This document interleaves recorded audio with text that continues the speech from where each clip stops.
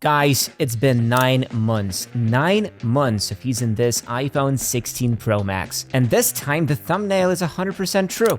I broke it. Honestly, it's the first iPhone I've broken in years, and the first one I've almost regretted buying. I can't count how many times I was this close to jumping back to my 15 Pro Max, and in this video, I will tell you everything. The good, the bad, and the ugly. And just to keep this video on a semi-positive note, I'll start with the good stuff. It works flawlessly. In these 9 months, I haven't had a single issue with the phone. Its performance, the speed of opening apps, or anything else, it's been as reliable as a Swiss Army knife every single time, and at this price, that's exactly what you'd expect. Honestly, it's tough to find real negatives in the way this phone is built or how it runs.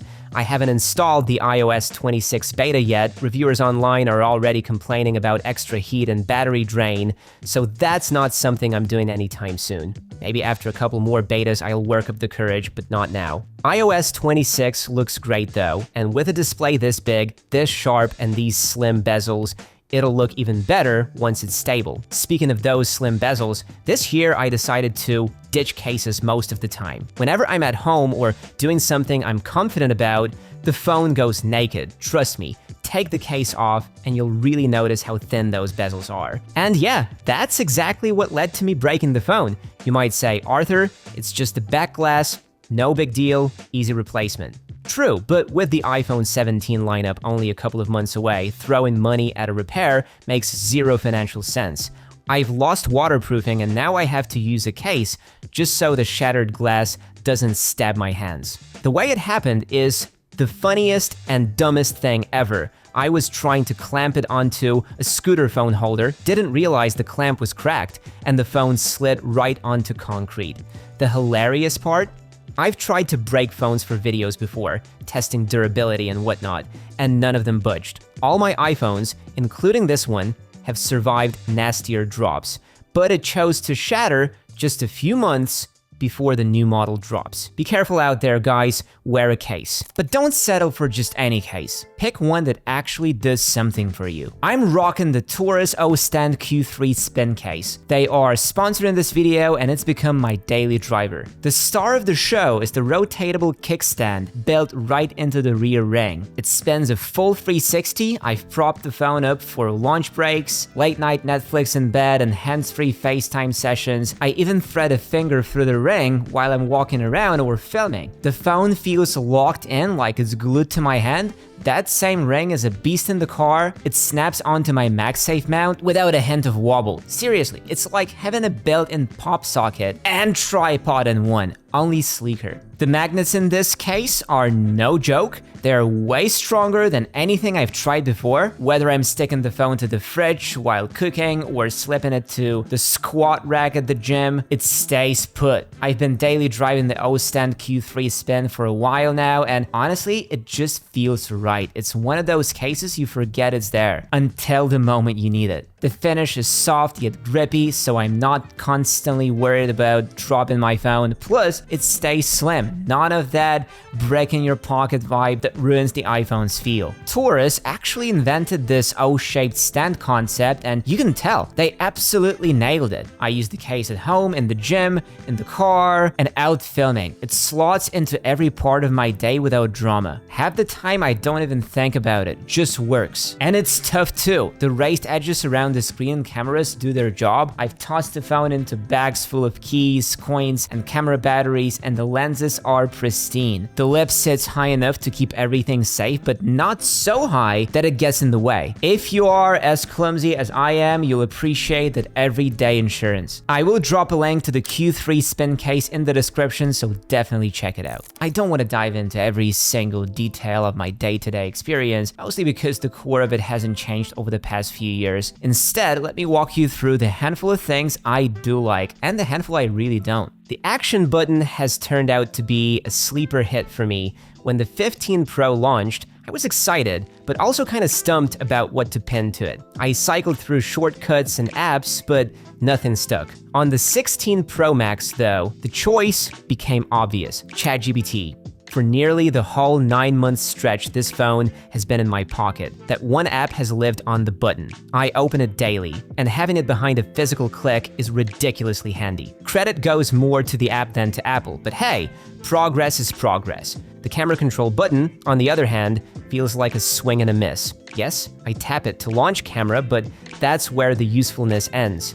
A year in, the feature still feels half-baked. Those pressure-sensitive levels, the sideways swipes to juggle exposure styles or lenses, honestly, all of that is easier with a couple of on-screen buttons. After watching the iOS 26 keynote, I'm bracing myself because it looks like Apple is doubling down on controlling the camera through that tiny nub. Maybe I'll adapt, but for someone who loves tinkering in settings, the new UI looks almost too stripped down to be simple. And look, no matter how good the iPhone cameras get, they still botch shots now and then. Blown out highlights, weird haze, colors swinging from sauna worm to Arctic cold. 95% of the time I point, shoot, and move on, but in the rare moments, I do need to tweak settings. The last place I want to do it is through that button. This would be the perfect segue into Apple's new visual intelligence tricks, but I'm saving that for later, because my real favorite camera feature isn't AI at all, it's the new shooting styles. I've said it in every long-term update. I'm in love with these styles. They're way more customizable than anything we had before,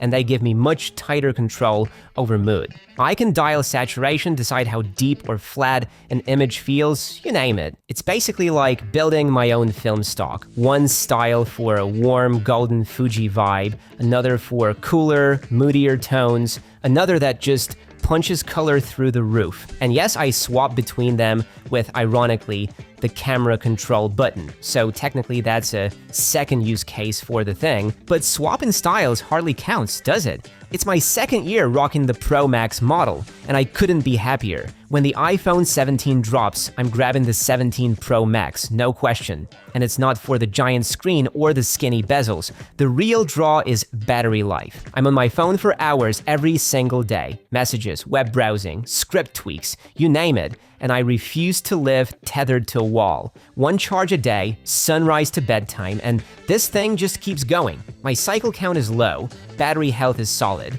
and these last two iPhone generations have seriously slowed degradation. I sold my 15 Pro Max after almost a year of non-stop use, and its battery was still in the upper 90s. This one's on the same track. That said, the phone isn't perfect. It has two big problems, and neither is hardware. Problem number one, iOS 18. It's a mess. I've almost made peace with it, but it's still rough. Circular control center icons, random UI tweaks, a pile of features no one touches. That new Photos app, easily one of the strangest iOS releases in ages. We've had buggy updates and pointless updates, but this one's just weird. Yes, the tiny touches, the edge animations and volume presses, the extra lock screen and icon customization are nice, but the whole OS feels like a letdown. After watching WWDC, I'm pumped though, because iOS 26 looks set to fix most of the headaches iOS 18 gave me. Except for one thing,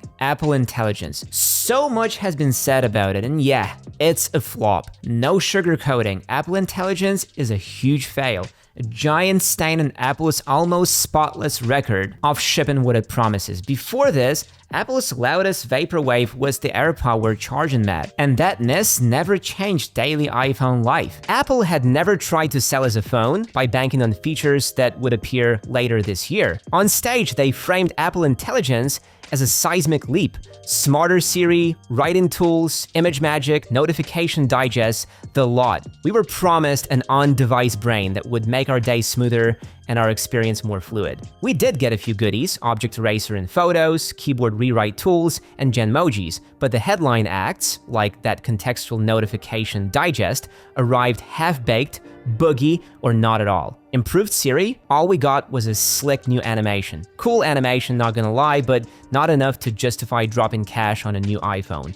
Months later, the story hasn't changed. The big ideas are still MIA, and the ones that shipped feel alpha. The digest skips context. Genmojis time out. It's like buying a sports car and being told the engine will download next quarter. For a company famous for "it just works," Apple Intelligence just doesn't. I don't really use Apple Intelligence that much. The write-in tools feel too strict, almost limited. There aren't enough write-in styles to choose from, and everything comes out schematic, mechanical, too algorithmic. Generating images and emojis feel unnecessary, and that new Siri, not exactly new, as we've already figured out. Instead, I fire up ChatGPT, which covers every Apple Intelligence feature and then some. It makes better images, writes better, and can still set reminders, timers, whatever. Alarms, reminders, and making calls remain the only Siri tricks I use, have used, and apparently will ever use. So yeah, paying for a phone because of Apple Intelligence was one of the weirdest thing I've ever done. But my regrets go further. Remember visual intelligence, supposedly exclusive to phones with the camera control button?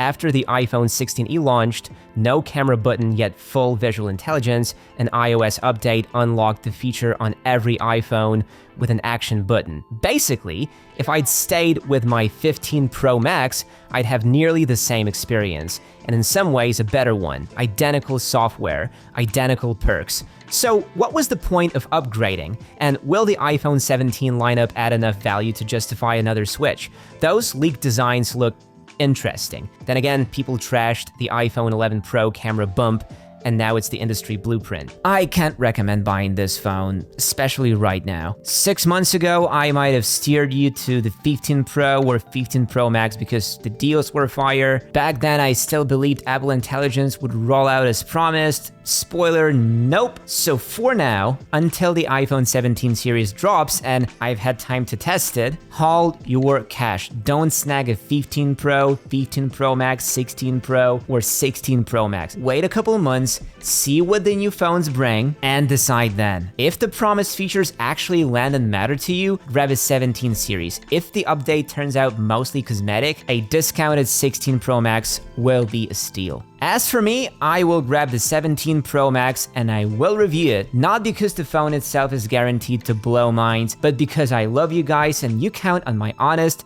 unbiased take. Thanks for the trust, thanks for watching, and I'll see you in the next one.